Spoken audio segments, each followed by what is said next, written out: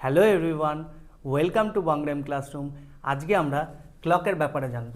ক্লকের অ্যাঙ্গেলের অঙ্ক কী করে করতে হয় সেটা আমরা খুব সহজ নিয়মে শিখব।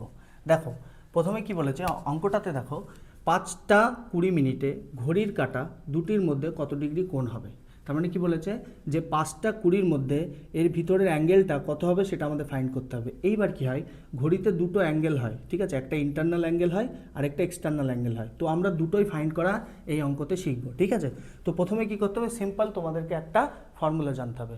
সেটা কি ফর্মুলাটা হচ্ছে 11/2 into minute difference 30 into hour.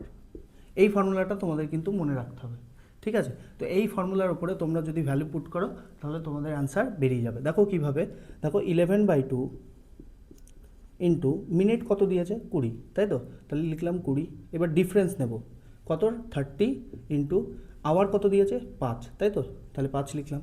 এবার এটাকে ক্যালকুলেট করো, দেখো 2 দিয়ে 20কে কাটলে 10 বারে, তো 11 গুণ 10 কত হয় 110।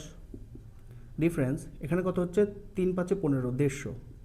এইবার দেখো এটা ডিফারেন্স দিতে হবে, 50 আর 110-এর মধ্যে ডিফারেন্স কত, মানে 150 থেকে 110 বাদ দিলে কত হচ্ছে 40। তাহলে আমাদের ডিগ্রি কত আসলো 40।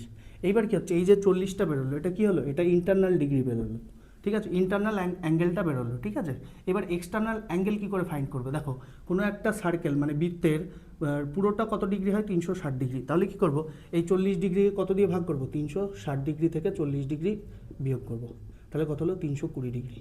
তাহলে আমাদের এক্সটার্নাল অ্যাঙ্গেল কত পেলাম 320 ডিগ্রি।